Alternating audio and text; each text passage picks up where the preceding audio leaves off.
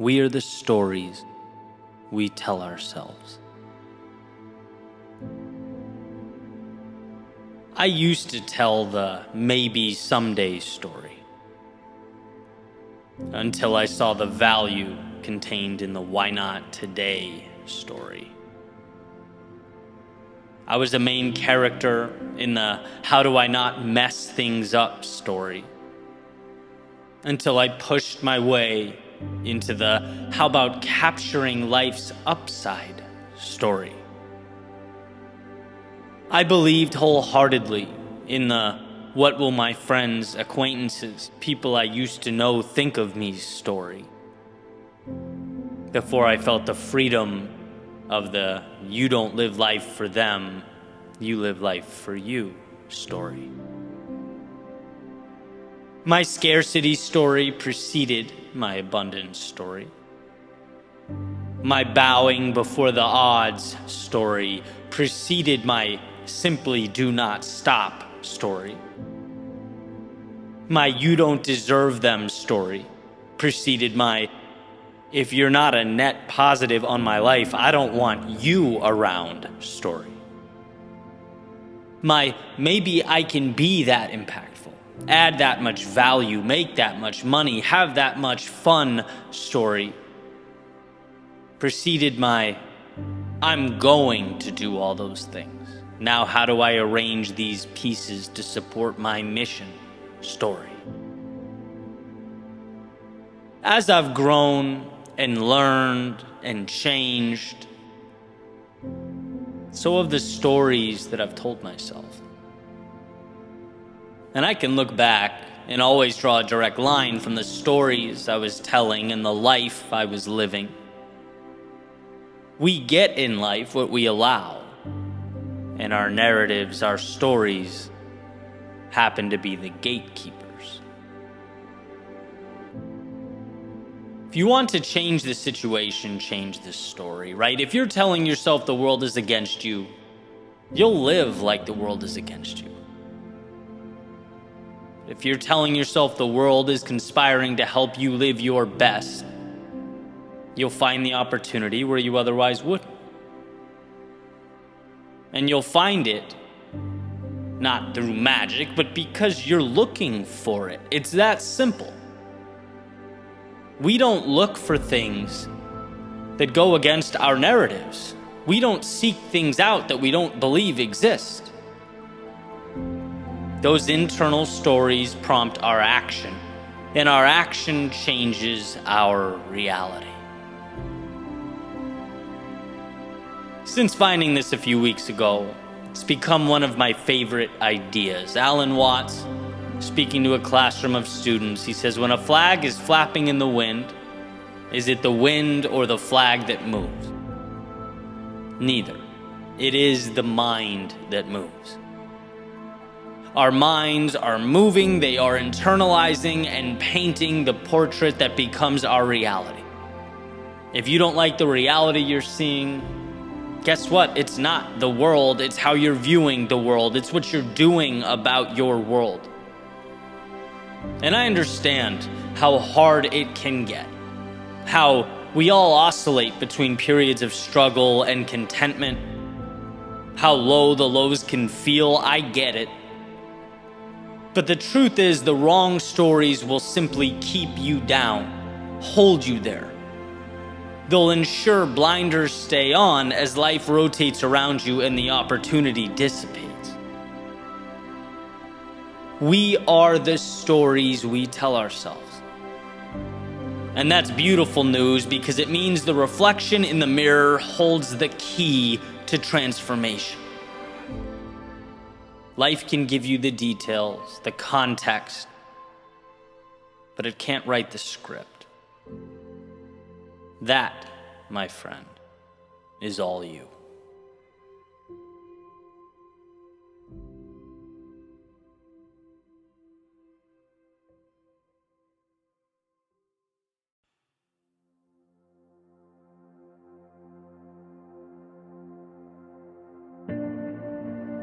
I was having dinner not too long ago with a friend of mine. I see him as somewhat of a mentor as well. He's a bit older. has a couple decades on me as an entrepreneur, and we were talking about personal development, different ways to invest in yourself, what has the most ROI, kind of throwing ideas back and forth. And I started talking about different coaches I've linked up with, some of my observations on that. And he jumped right into this story. He says, Eddie, way back in the day, I paid a huge amount of money to spend the weekend with someone that I admired as an entrepreneur, as a business mind, with the intent to learn about him, his systems, his approach to his business and life, the whole thing. It was basically an investment into my journey. And he went on to say, I arrived for the weekend. Didn't take me long to feel completely underwhelmed, completely let down. Everything about the guy and his organization was sloppy. Nothing seemed to be methodical. Very little was extraordinary or groundbreaking. He said, I couldn't believe it, especially after tens of thousands of dollars spent, right? He spent a lot of money. Couldn't believe that someone he looked up to had so little to offer. And I'm sitting there just kind of like wide-eyed, like, oh man. And almost instinctively, I said, man, you must have been so angry. And he goes in this cheerful voice, no, I wasn't angry at all. This is a direct quote. He says, it was the best money I've ever spent in my life. I said, oh yeah, how? He says, it was that day I learned that, hey, if this clown can do it, if this guy can pull it off, what in the world is stopping me? What's my excuse? Basically said that day has been directly correlated to the success he's had since. Wow. Right, to which I responded, hey, thank you for the theme to what will become this Monday's YouTube video, right? Because the world needs to hear this message. So many of us need this. There's a tendency to put other people we don't know, people we know nothing about, right, on a pedestal and see ourselves as perpetual outsiders looking in. This notion that they have what I don't. When so often that thing they have is simply, even solely, self-belief. I know so many competent people that second-guess themselves out of starting or growth or progress. They see their inadequacies as substantially greater than their strengths. They don't go because they contemplate. They don't speak because they internalize. They don't create because they worry. And it's like, if you don't, someone else will. And that someone else could very easily be less suited for the job. But they did the thing that you wouldn't. The thing, as it turns out, that matters most. They trusted themselves to give it a shot. They understood that nothing starts until one looks in the mirror and believes in the pair of eyes staring back. And I look back and it just all makes perfect sense. I think of the frustration in my parents' faces when I was a kid and would say, I can't do that. Right? It was the frustration of people who care deeply about me watching me get in my own way. Right? Yes, you can, Eddie. You are the one stopping you. My grandfather saying everyone puts their pants on one leg at a time. No one is that special. And I think it's a critical reminder. It's not to say that success isn't warranted, that people who have done great things aren't qualified or talented or haven't earned it. No, not at all. The opposite, in fact. Time plus effort plus consistency tends to land people in pretty remarkable places. But it's like, no one takes that path or starts that journey unless they see themselves as worthy of it, until they give themselves permission. It makes you wonder how many people are simply too intimidated to lace up their shoes and walk out the front door. don't even give it the thought. Hey, that's someone else's reality. I'm confined to this space right here. Think back to the early days of any incredible transformation. Right, I'm going to use a pretty cliche example, but I think it will do a great job of demonstrating my point. Think back to Michael Jordan playing JV basketball in high school his sophomore year because he didn't make the varsity team, okay? And at that point, if he was looking for evidence as to why he wasn't quite good enough, there it was. He could have easily found it. Not skilled enough, not quick enough, lacks vision. Certainly, as his coach pointed out, not tall enough, right? What in the world gave him the right, despite his circumstances, to think he was good enough to ultimately play at a high level? Who gave him permission to be that guy? He did. And it's just that. We don't see or think about any of that now. We see the NBA legend, the greatest ever, forgetting that at one point, he wasn't. And his life continuously consisted of crossroads where he had to bet on himself. Times where instead of accepting outcomes that weren't ideal, he sacrificed. He said, I do not accept that. He put in hours, which is a concept that we take for granted, right? People don't sacrifice unless they believe something will come from the blood, sweat, and tears. He believed that it would. You have to believe that it will as well. In fact, your life, if you started right now, made a little dot or mark on the present moment, and you could live two simultaneous existences at once. One track where you saw yourself as something extraordinary and sought to live that out, and the other track where the same you saw greatness as some intimidating, larger-than-life reality reserved for other people, the few. Right? You viewed yourself as an outsider, average, incapable, undeserving. The difference between where those tracks would end up would be worlds apart. Again, because humans follow through on who they believe themselves to be. We don't do things unless we believe they're possible.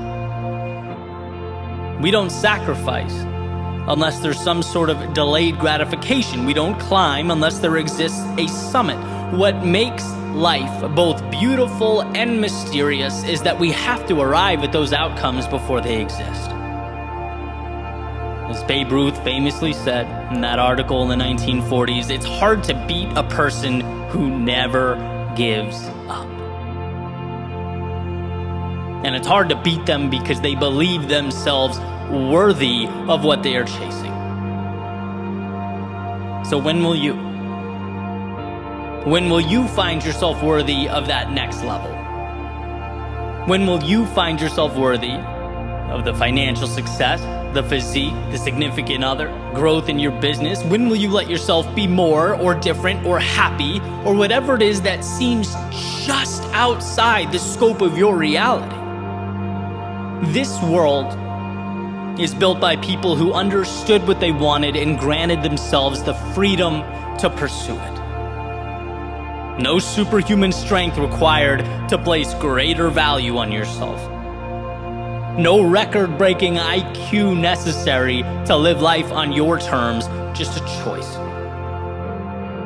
Truly, a decision. And sure, it will be strange and awkward at first. You'll feel like an imposter in your own body at times. After all, getting what you've never had means doing what you've never done, but this is par for the course. This is life. And life cannot give you what you don't ask for. You can't arrive at a destination you're not traveling to. You can't be who you don't believe you're capable of becoming. So know that that aforementioned reflection in the mirror has a depth to it that must be explored. And that what separates immobility from infinity is the understanding that, hey, if it's possible, then it is most definitely possible for me.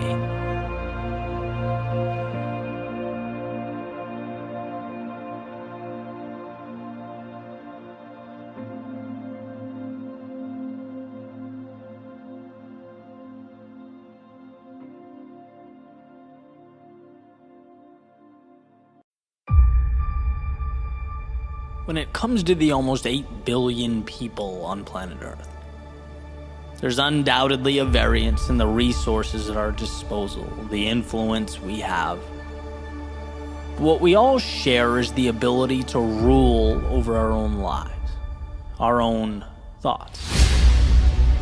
As Thoreau said, think for yourself, or others will think for you without thinking of you. See, life moves quickly. And if one is unable to slow it down, to examine the world around them, well, they'll find themselves a cog in the wheel of their own existence, a pawn on the chessboard of life. Because reality is a battle of self-interest that requires that we build walls around that which is precious, that we protect it at all costs. Your worldview is the foundation for everything of value in your life, yet it's constantly under attack. Attack from the negativity at the gate, the suffering attempting to breach the walls, the outside influences praying that you'll outsource your thinking, that you'll let them rule from afar. To maintain control over your own outlook, it's no small feat. It's perhaps the most important battle of your life. It's the difference between intentionality and chance, the role of the ruler or the ruled. As the saying goes, if you don't build your dream, you will spend your days building someone else's. If you don't ask yourself what you want in life, those needs will ultimately be buried under nonsensical obligation that takes their place. Where there are vacuums in awareness, they will be filled, usually not by actors with the same interests as you. See, mistakes are not the problem. No, mistakes mean you're present, driving towards something, collecting data for this experiment that is life. It's autopilot that destroys. Like that frog put in a pot, heating up so slowly it never knows to jump out. The external world becomes its demise. And this message isn't to instill fear or intimidate, it's to remind you to ask the question that so few ask. How is my life best lived, and what can I do to bring that to reality? If you can think for yourself, you're never out of the fight. If you can think for yourself, you're always a decision away from advancement in the direction of that which matters most. So trust you to do what's right for you. In a world where no one knows what they're doing, I can assure you, you don't need external endorsements or stamps of approval.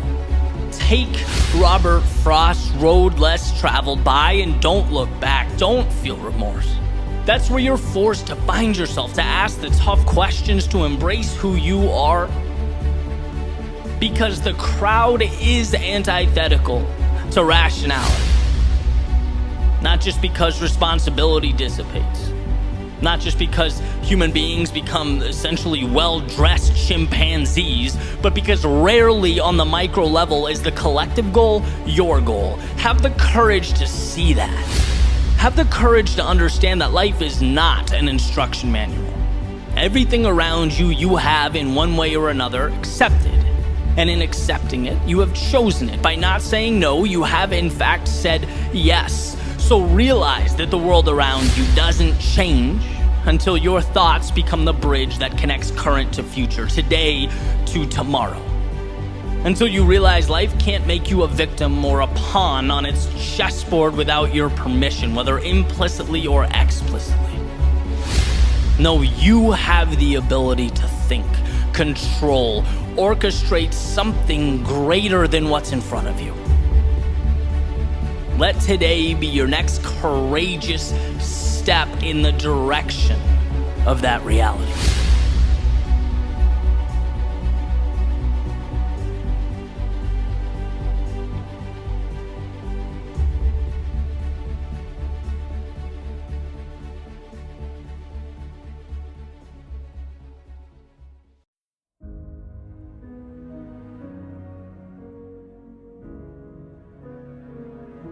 In his play Measure for Measure, Shakespeare wrote in 1603 a line that I think adequately sums up the reason so many of us fall short of what we are capable of becoming. He wrote, "Our doubts are traitors, and make us lose the good we oft might win by fearing to attempt."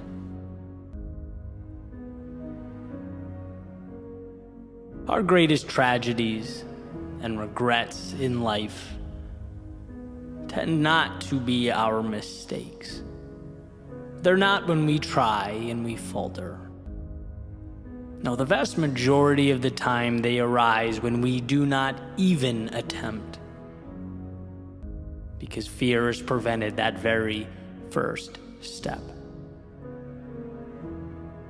It's when we have that perpetual light shined on all that can go wrong, while the upside and the opportunity sits in the dark, just out of frame.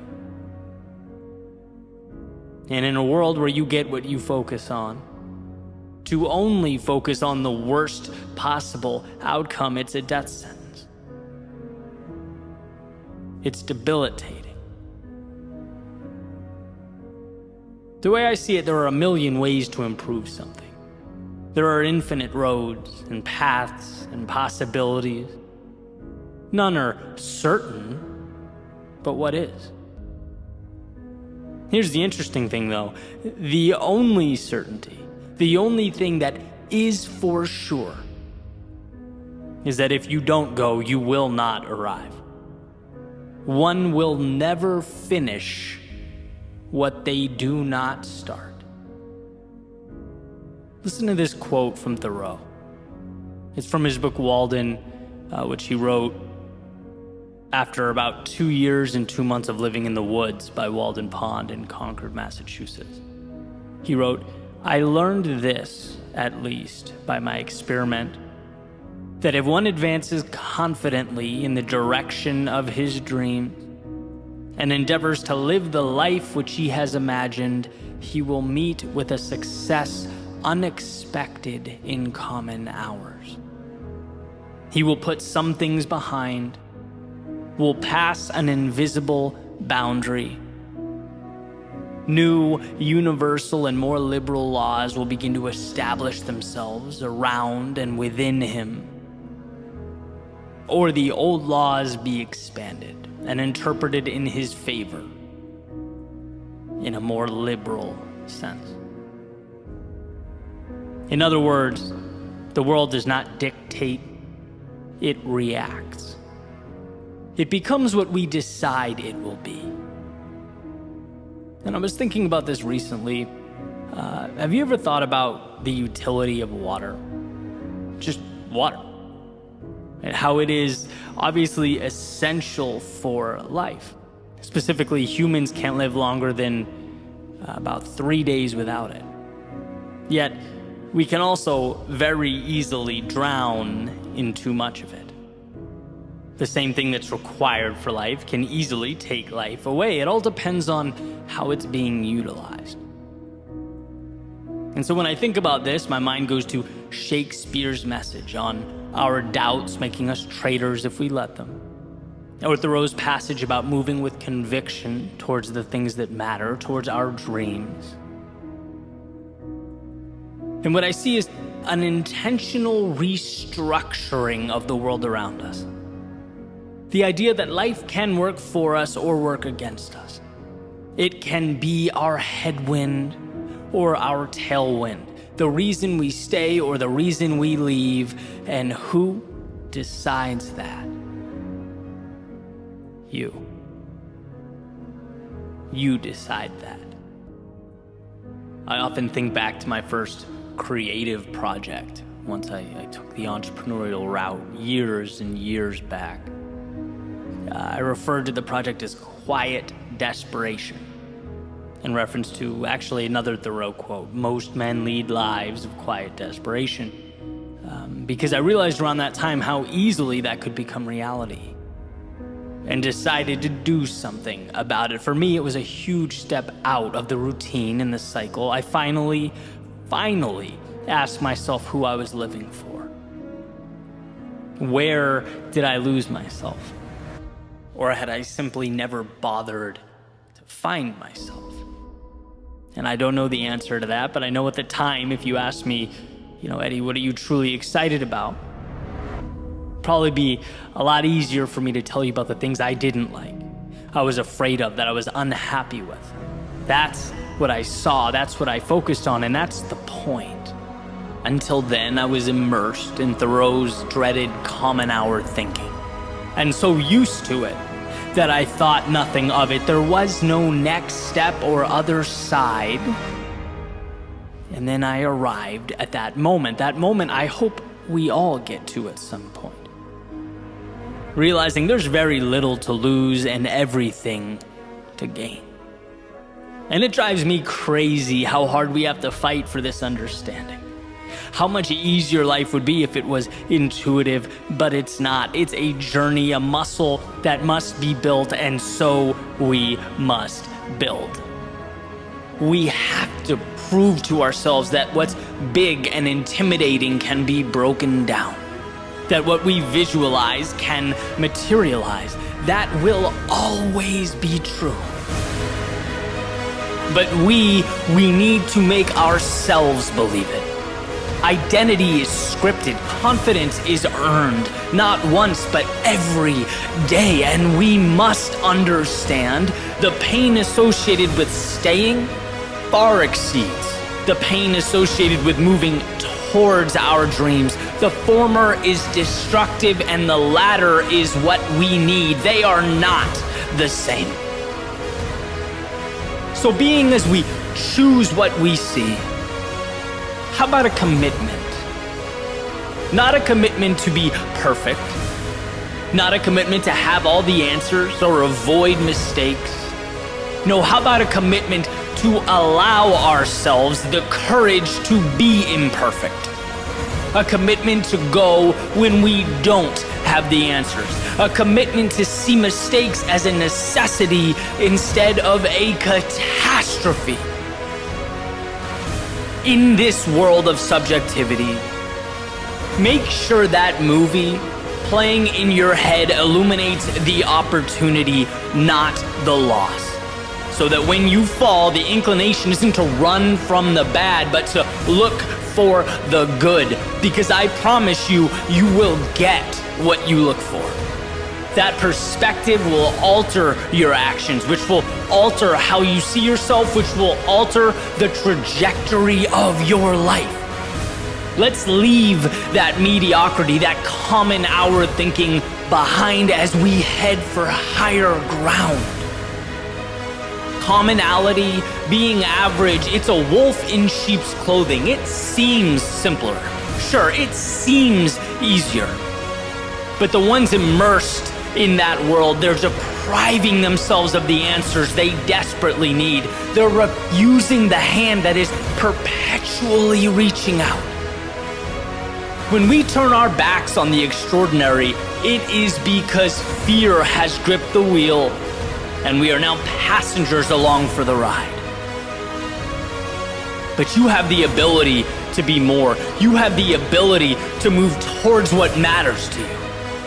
To take the steps one at a time, bear the discomfort 1 second at a time, acclimate 1 day at a time. This is a journey dependent entirely on you and your willingness to step out the front door. To finally see the things you previously disregarded. And when your eyes open, you'll see that you can be your ally or your enemy. This can be the beginning of a new chapter or the continuation of a current one. This is your story. And by the way, That doesn't mean others wouldn't love to make it theirs, wouldn't love to tell you that life is beyond your control, wouldn't love for you to think that you are dependent on the outside world, that you need them and what they are willing to provide for you. But no, this is about you. Understanding that the first step starts with you, your decision, that your autonomy is a strength and a chance to begin again. Change the way you think, and what you get changes. It's not magic, but practical evolution. When we force ourselves to see the positive, when we look for a way, we find it. That's reality changing because you decided that it should. And that's what the power of perception is. Nothing more than unlocking the gate that was previously placed before you.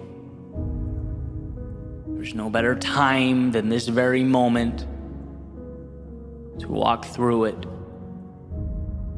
and rewrite your story as it should be written.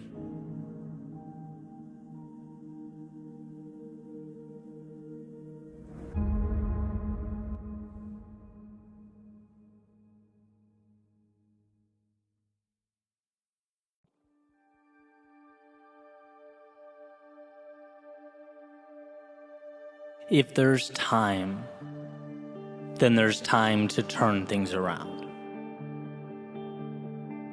If there is a tomorrow, then there is hope today. The only have-to-be's in life are the ones we prop up and adhere to. And how interesting that oftentimes we don't even realize we're the ones holding them up. There's a simple question that I like to ask as the sun comes up and the coffee brews. Am I living today like it's an obligation or something more?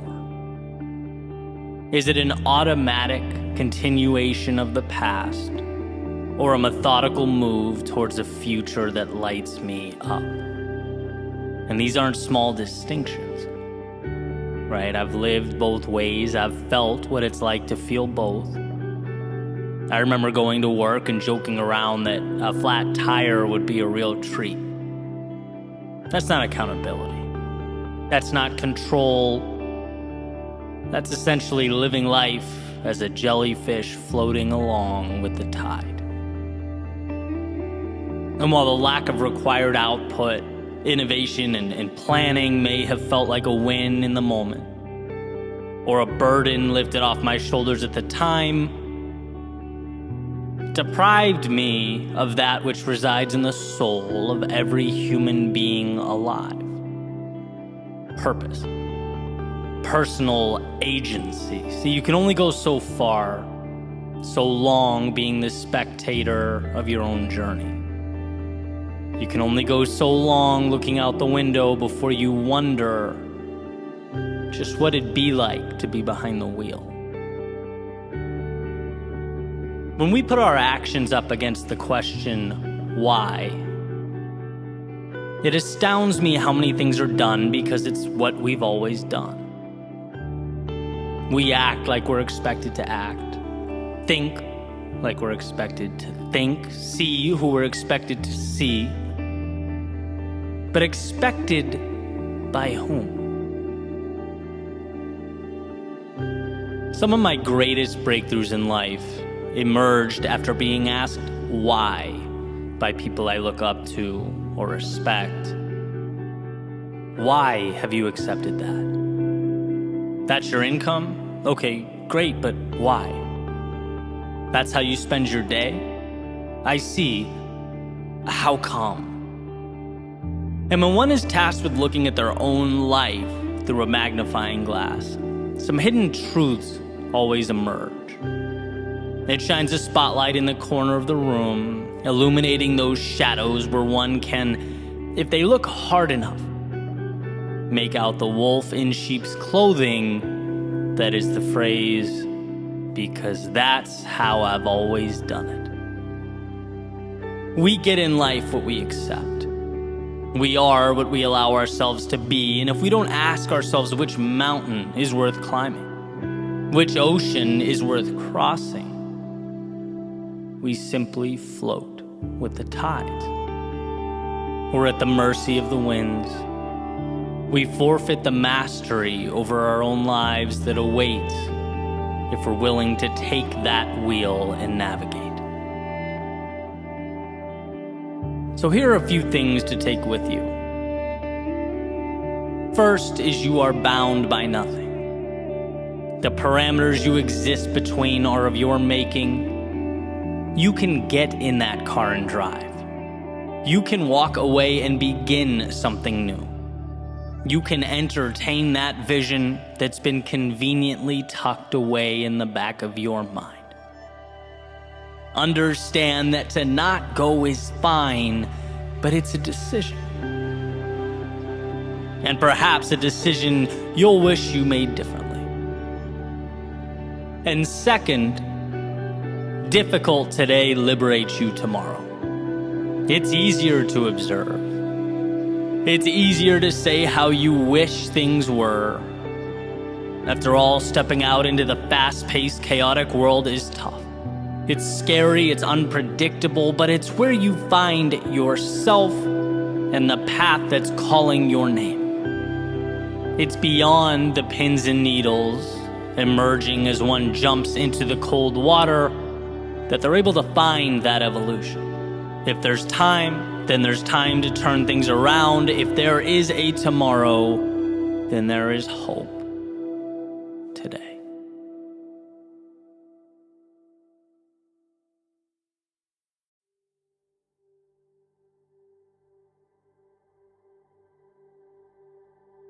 The little E on the car dashboard reminds me that I'm pointed east. As I sit at the red light, perpendicular to Ocean Ave, staring out at the water, this is it. This is as far as I can go. There are no more streets or towns or cities. There can't be any more stops along the way, just miles and miles of ocean. And it's interesting for me to think about all the changes I've made up to now, growing up outside of Los Angeles on the opposite coast, relocating again and again, sometimes very targeted, methodical moves, sometimes just for the sake of change, but always moving, always going. There's a saying that wherever you go, you take yourself with you, right? You can change the scenario, the circumstances, the surroundings, but ultimately, you can never outrun yourself. You are accompanying you on whatever journey awaits. And it's often not until you run out of real estate, until there's no more road or options, that you're forced to look in the mirror and acknowledge that it is you who must change. It's you who must evolve and become that person that you need you to become. And that can be a scary thing. After all, anyone can get in a car and head east. Anyone can point the compass away from the chaos of now, move away from their demons. But how many of us can find the strength to look those demons in the eye? How many of us can make ourselves bigger than what attempts to weigh us down? All of us can, but how many of us do? Are we running to something or from something?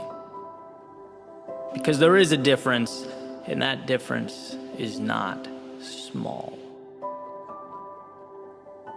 One of my favorite speakers, Jim Rohn, when referencing our journeys through life, our push to make more of ourselves, he essentially said, it's not what you get at the other end.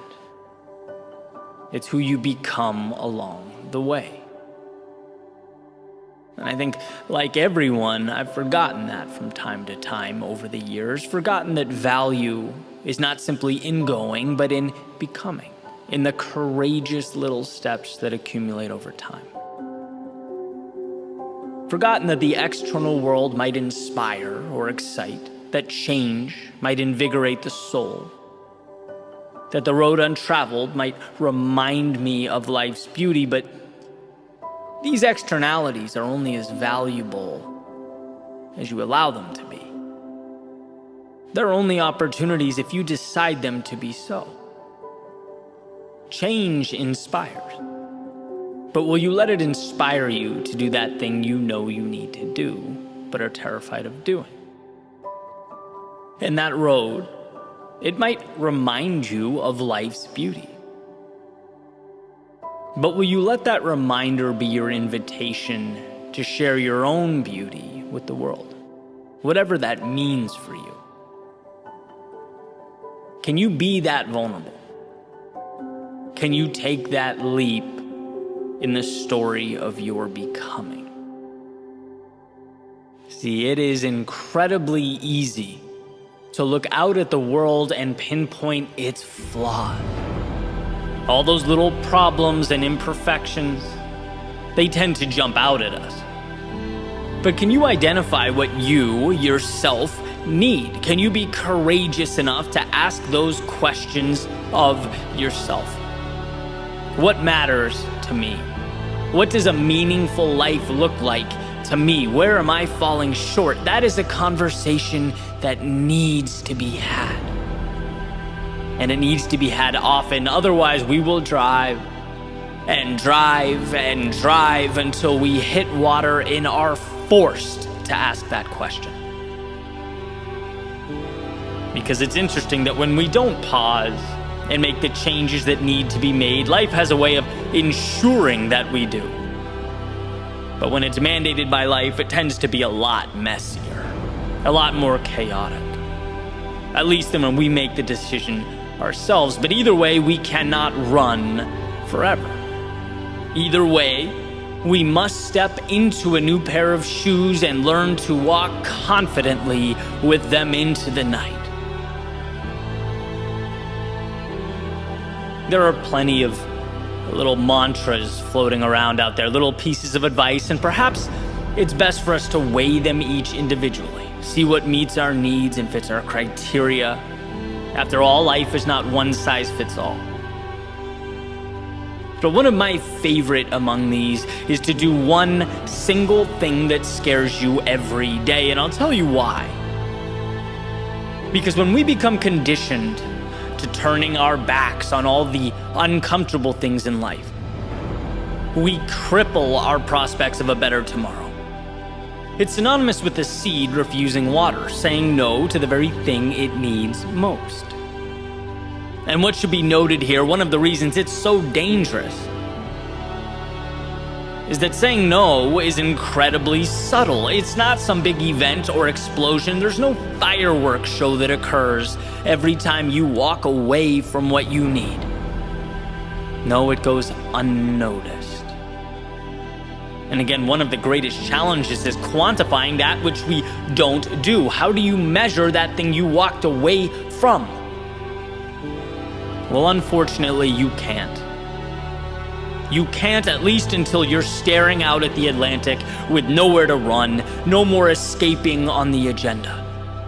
You don't know until you're forced to pick the pieces up and make something of them.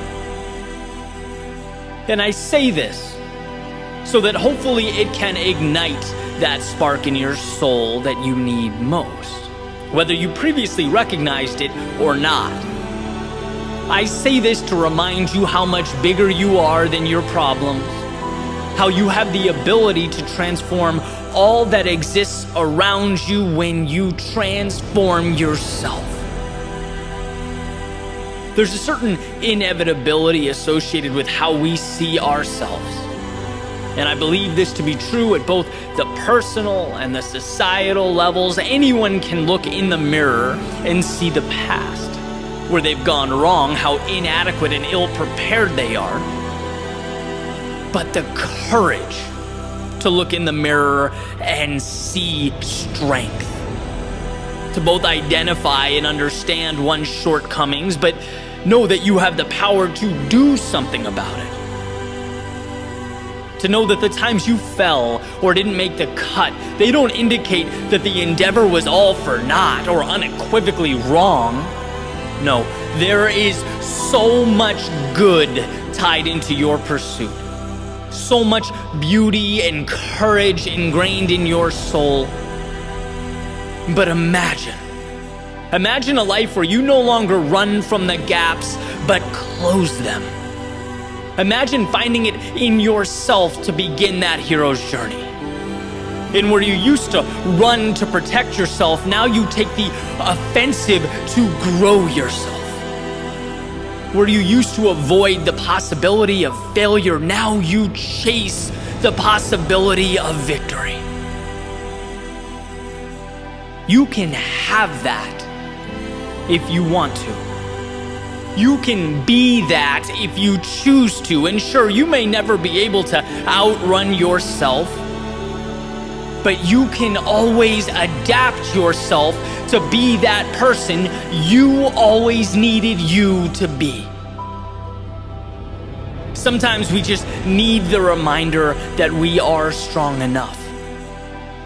We do have what it takes. And that the thing that hurts us most in the short term not only saves us pain in the long term, but it becomes what we live for. It is where we find our meaning. And so perhaps this ocean before me is not there to remind me of my constraints, that I have no road left, but a reminder of just how often we measure using the wrong metrics. Perhaps I needed to see again that it's not where I end up, but who I become along the way. That when the internal self steps into the shoes it's been too intimidated to wear, that when the world within becomes the beacon you need it to be, the roads and the stops along the way, they matter a little bit less than the eyes that process it all, that decide what it means, how it will be utilized in the game of life. And so, yes, the little E on the car dashboard, it says that I'm pointed east. But as I sit at this red light, perpendicular to Ocean Ave, staring out at the water, I know this is only the beginning.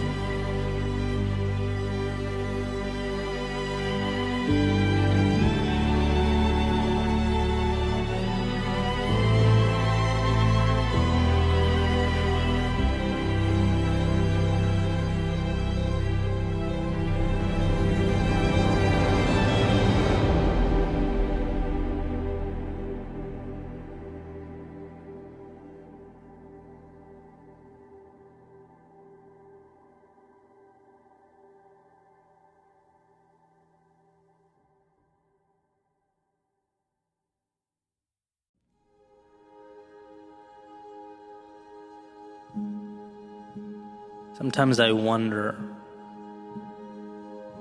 why. Why does this season of life feel like it's one undesirable outcome after another? What happened to the law of averages? When is the win? Where is the light at the end of the tunnel? Why would I continue going in this direction when it feels like that spot on the horizon I've been chasing has eluded me? Why? Why are my results not aligning with my output? It's hard to wake up and do this. It takes all of me to give this much. Sometimes I wonder, where is the delayed gratification everyone speaks of? Where's the fruit of my labor, the arm on my shoulder that says this is why it was all worth it? Why hasn't the payoff shown itself? Why? And why does it seem like every curveball materializes at the worst possible time? Why won't my body cooperate now when I need it most? Why does my mind play with the worst case scenarios? Why does an already challenging path have to be more difficult than it is now? How many ways do I have to feel pain? Why does discomfort follow me around? Why won't life let me shake this? Why?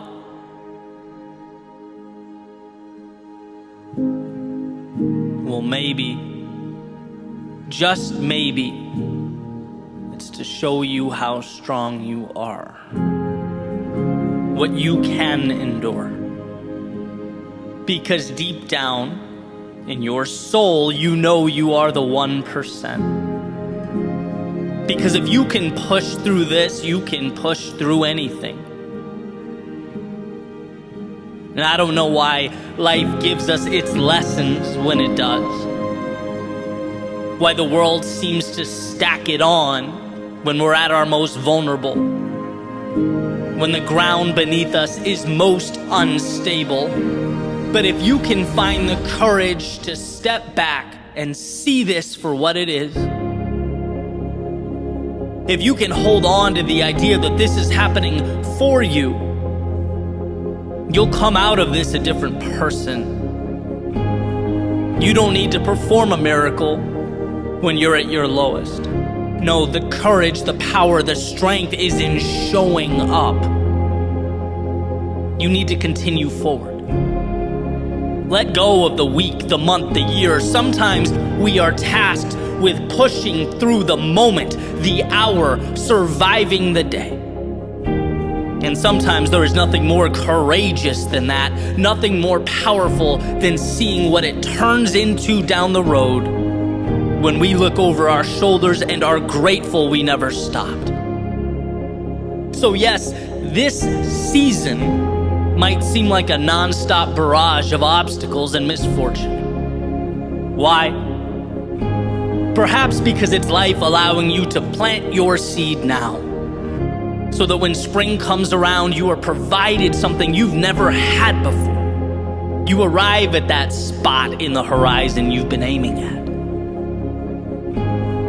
And yes, the results might not feel like they're aligning with your output. Why? Perhaps because when the compounding reaches that magical point, that point of statistical significance, and the desirable things happen then as quickly as the difficult ones do now, it'll all make sense. You'll appreciate it, value it, and be equipped to handle it. And yeah, life might seem to be throwing you curveball after curveball. Why? Perhaps because if you can trudge forward now, when your body's tired, while navigating the trials and tribulations of life, when you can bring greatness into existence under duress, just imagine what waits around the corner. Imagine how you'll perceive those seemingly impossible obstacles that slow everyone else down. There'll be nothing more than a cool breeze and a sunny day as you move towards your best self. Look, it's hard to understand when we are in it. It's hard to make sense of the dark and the chaos and the hurt, but find a way to remember, no matter how hard it seems, that this life is happening for you and not to you. This is the seed in the palm of your hand that will mean something that matters. So hold on. Hold on to see that seed begin to rise from the ground. Hold on to feel the warmth of the sun. Hold on through the storms of life. They will be why, when you look back years from now, you'll have gotten from life that which was once merely a dream.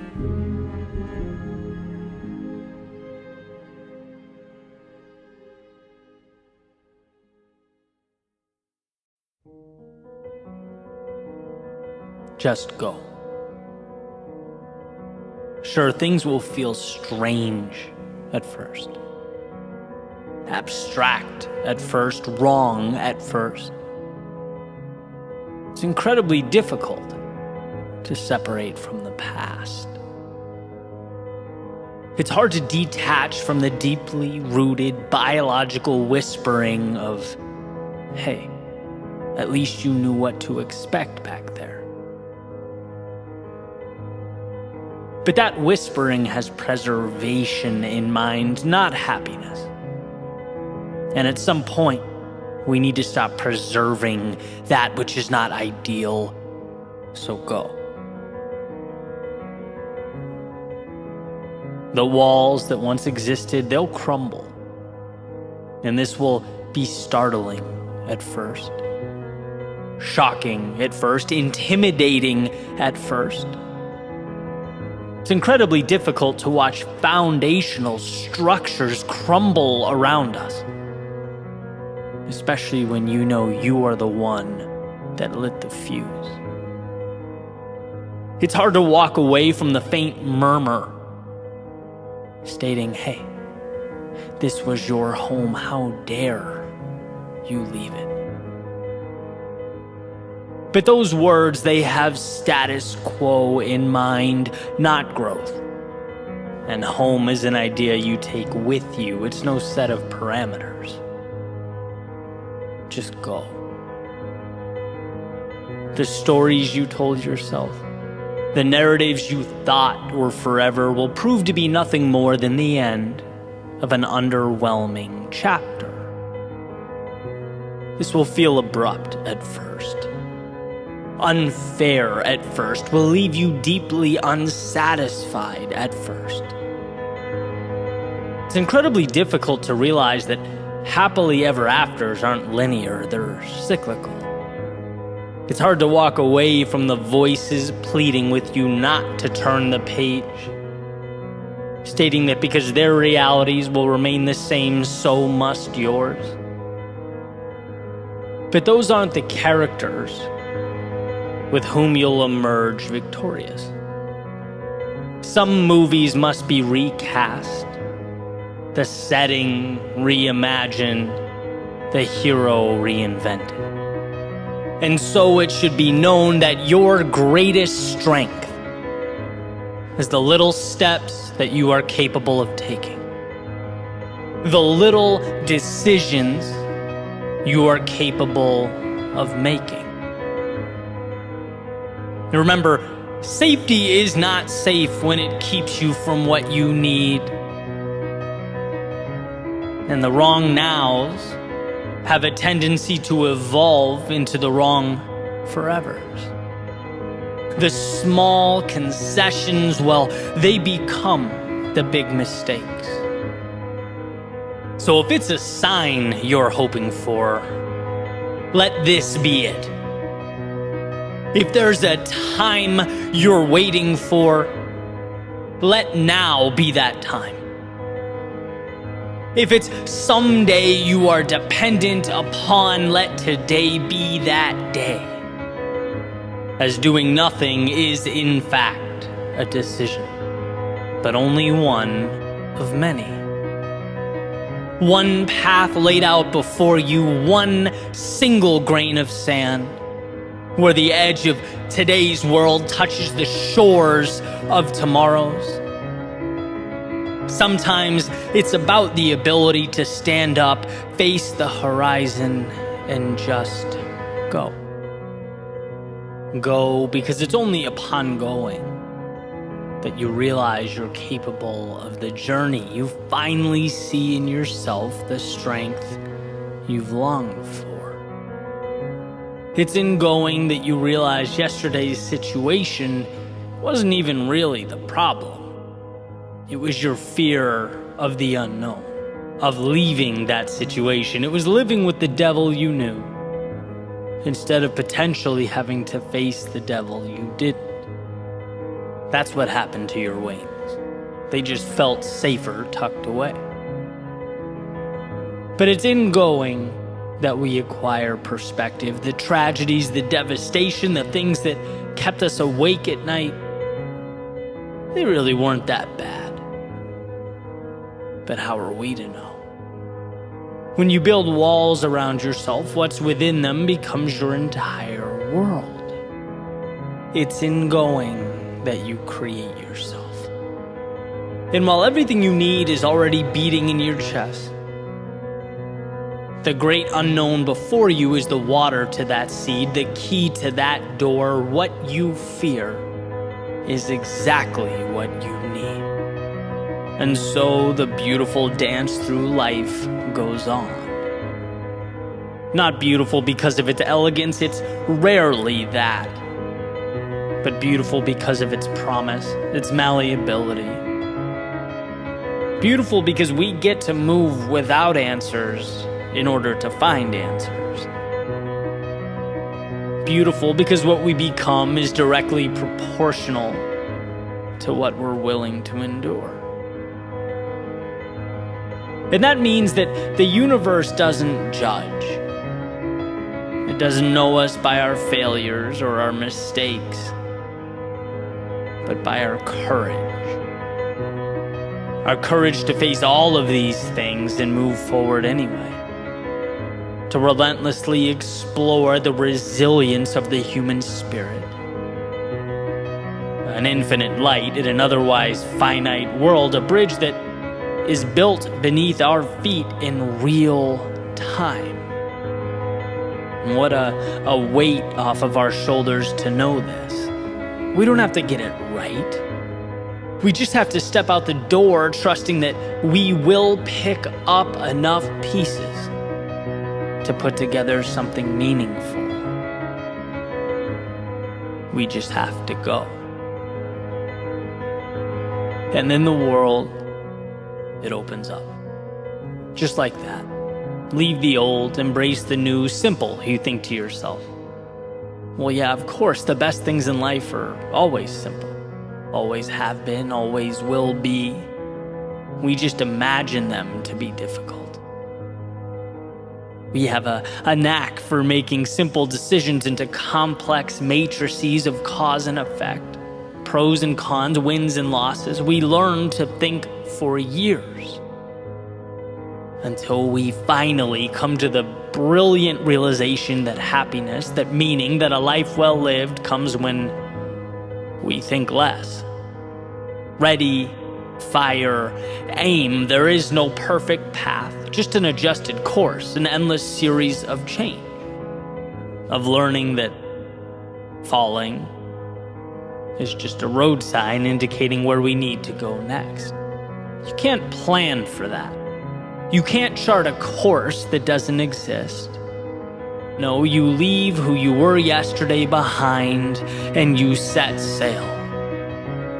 They'll ask you, where do you see yourself in 5 years? And you'll think, who knows? But not here. It couldn't be here. It must be somewhere evolved, where pieces of the world shaped your outlook and became the armor that you now wear. New game, new rules, new expectations, new people, new places. And what really changed? Well, how you view yourself. It's funny how it all works. How things come together when we look over our shoulders. Like it was meant to be. As if this had to be the way things are. No, you could very easily have stayed dreaming, looking out that window, wishing you could leave, hoping for answers that didn't exist. And so the complex now feels as simple as we meant it to. We move forward not knowing but trusting, and we look back with the sense of understanding and a confidence that was built over time. In the game of life, there are people who go and people who stay. People who build and people who don't. And I'm not saying everything will be perfect or everything will immediately snap into place. How could I? But what I am saying is that in moving forward, we pull back the curtain on the opportunity that is available to us. We move from the physical limitations of the bodies we walk around in and towards the infinite power of the mind that powers them. We become who we were always meant to be. How do we know what that is? Well, not until we look over our shoulders, of course. So go. Go make your mistakes. Go learn your lessons. Feel your moments of pain and your moments of bliss. Your times of doubt and your times of certainty. Because in doing so, you will have done the very thing so few people get to do with their limited time on this planet. Truly live. So go. Just go.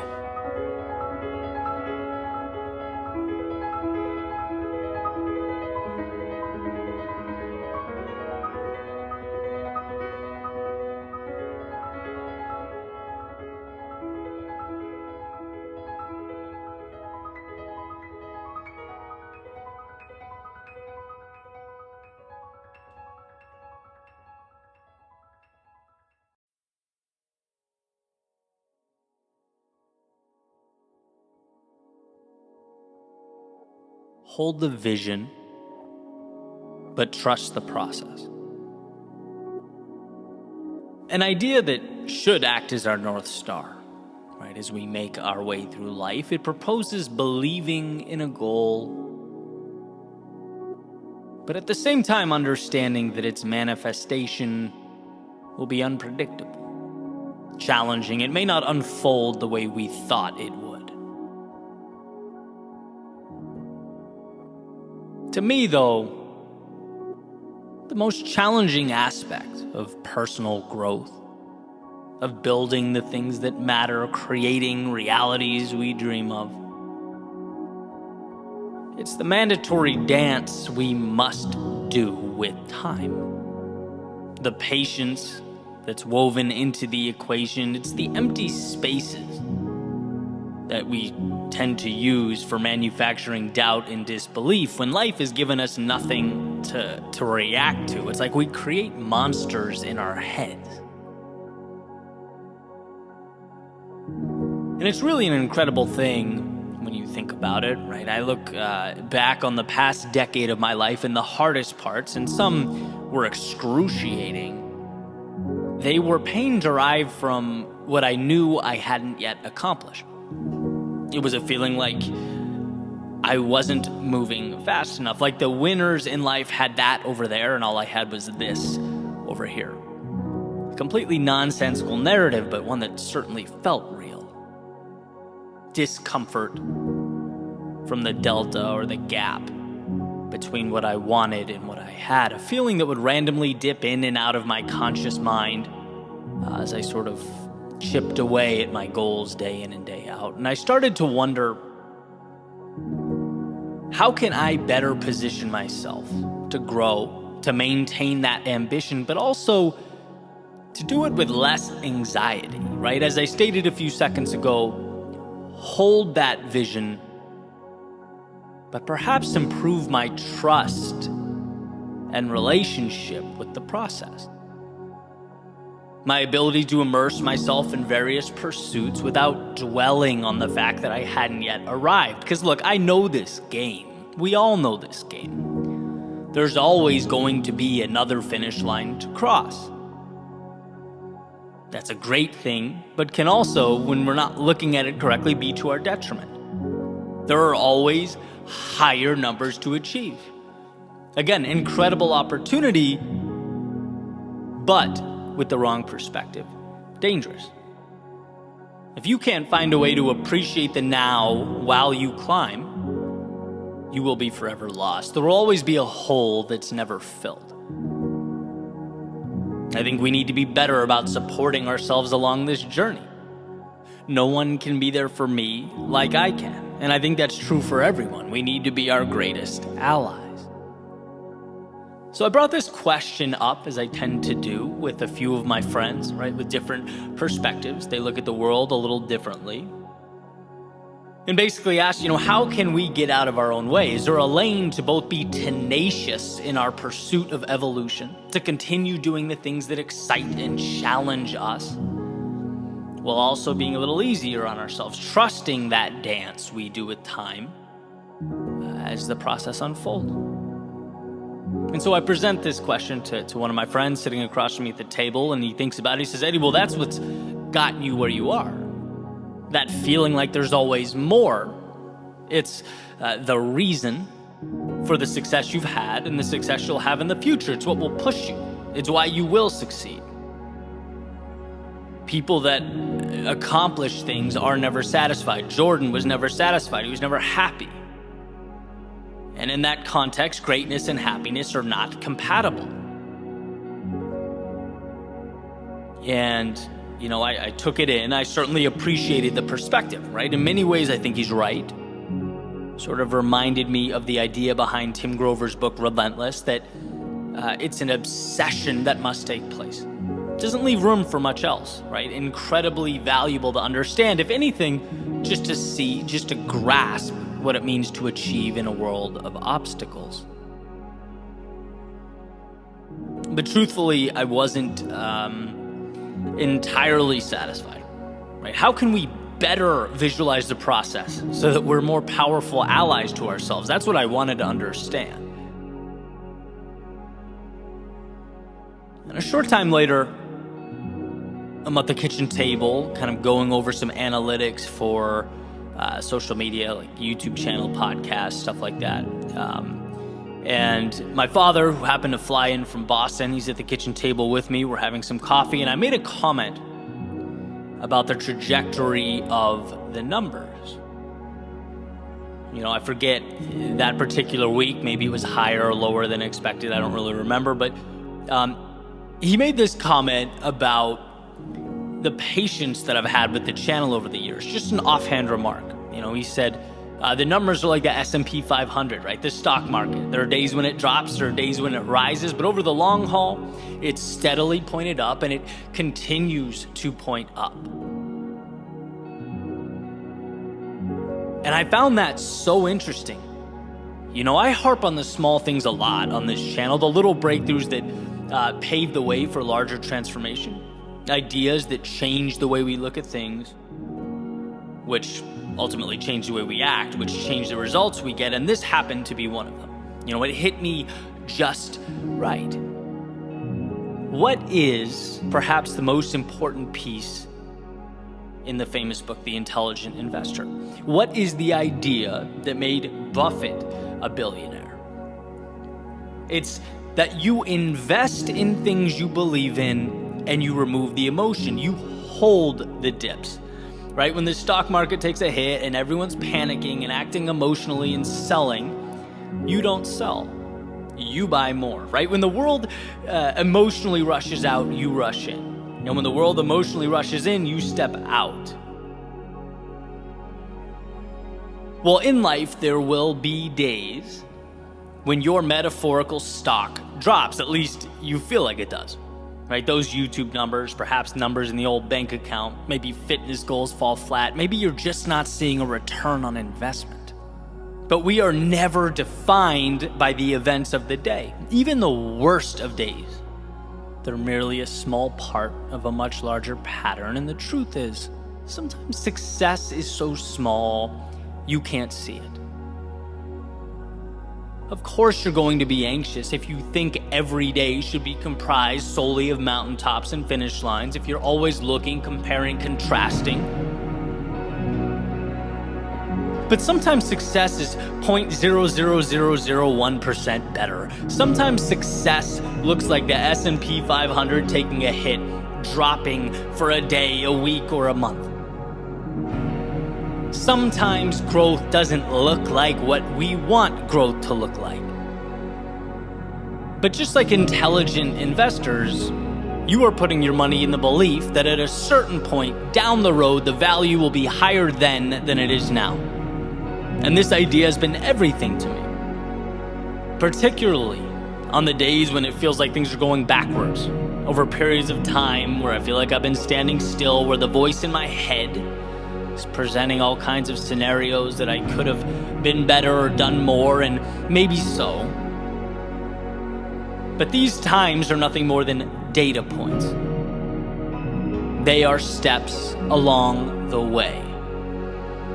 And knowing this, it essentially frees me from the delusion that growth is always visible, that I can always look around and see visible triumph. It allows me to march towards my goals and my dreams, having a renewed relationship with each step. There's a saying that we need to keep our head in the clouds and our feet on the ground. Life is a continual juggling of extremes, and I think this gets it right. Our strength is in the ability to take those steps, each one a message to the universe that we are stronger than we were yesterday. But what makes our journeys truly divine is that they aren't comprised of or built with those steps like a house of cards, where one wrong move or some delay will cause the whole thing to fall, to come crashing down. No, what makes the journey divine is the infinite number of paths that can bring about its materialization. There are no wrong paths. Some arrive sooner, some arrive later, some mid-journey cause us to realize that the compass wasn't even pointed in the right destination, right? They change what it means to arrive. But the point is, every step is required, every step is a miracle, but the power is not contained solely in one step, but rather what we choose to make of all the steps combined. The dips, the lows, and the losses only have significance if we give them significance. Otherwise, they're just a few stops along the way to something beautiful. So why exhaust energy on data points that haven't arrived yet, on destinations in the future? Destinations that we trust ourselves to figure out anyway. Our emphasis should be on the present moment, on gratitude for the fact that we get to wake up and choose the pursuits that we've chosen.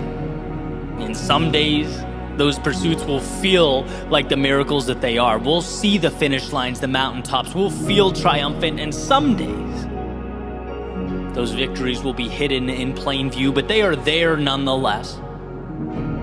As we make our way into the great unknown that is life, piecing each second, each minute, each hour together to become the path leading us where we need to be most.